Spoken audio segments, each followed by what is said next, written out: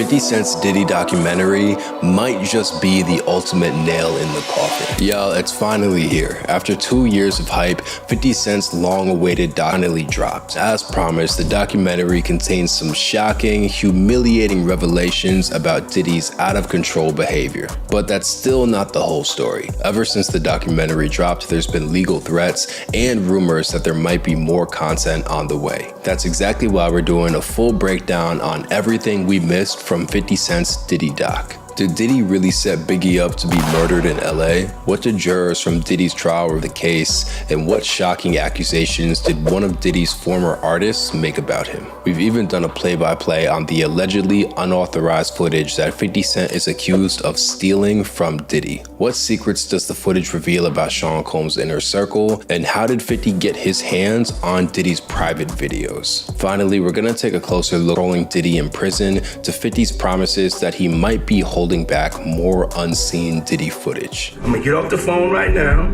and I am gonna let you professionals look at the situation and come back to me with a solution. One of the biggest revelations in the doc is Diddy's twisted relationship to Biggie Smalls. And a lot of info comes out from Kirk Burroughs, who co-founded Bad Boy Records with Diddy back in the day. According to Burroughs, Diddy hated that Biggie was friends with Tupac Shakur. Sean was insanely jealous of Biggie and Pac's friendship. With Sean, being a marketer, you're a manipulator. And there's envy for people who have success, fame with no manipulation.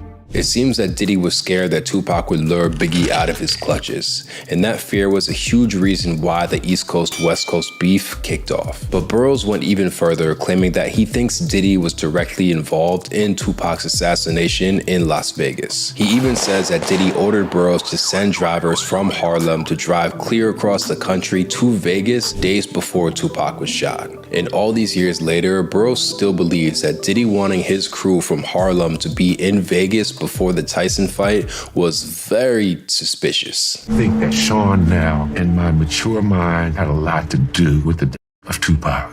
For the record, the man currently accused of shooting Tupac, Dulane Keefe D. Davis, has long alleged that Diddy offered him $1 million to carry out the hit. And now you have one of Diddy's most important business partners basically backing up the same theory. But it goes deeper than, including how Diddy forced him to travel to LA. Burroughs says that Biggie hated the idea of going to LA, especially because it was pretty much enemy territory. Diddy forced Biggie to perform at the Soul Train Awards, where he was ruthlessly booed by the audience. And while Burroughs said he arranged for Biggie to leave LA and go to London, where he could be interviewed by European journalists, Diddy swooped in and canceled the trip at the last minute. I'm calling Biggie like crazy. What's going on? Wake up.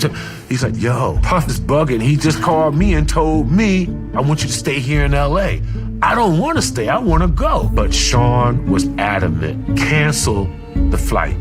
Biggie's not going to the UK. The crazy thing is, if Biggie got on that plane, he'd still be alive. Later that night, Biggie was murdered right in front of Diddy, and the timing could not be any more suspicious. Even how expensive it was gonna be, Diddy profited off of his so-called friend's death with I'll Be Missing You. It became one of the top-selling singles of all time and a Grammy Award-winning smash hit. And after refusing to pay for Biggie's funeral, Diddy danced all over the VMA stage while raking in millions of dollars. The way Diddy snaked Biggie is some sociopath level shit.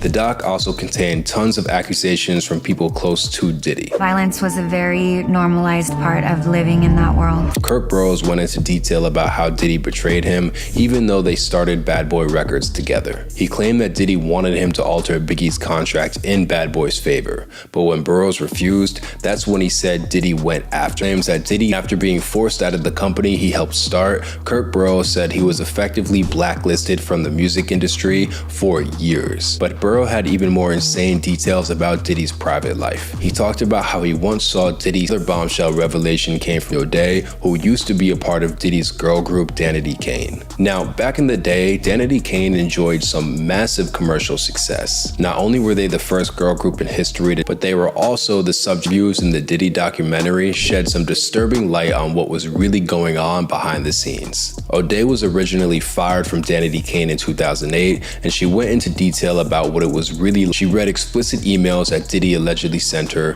where he threatened to, quote, turn her out, which is basically him saying that he wanted to prostitute her. He even sent her some intimate photos of himself. This is your boss at your work sending you that email.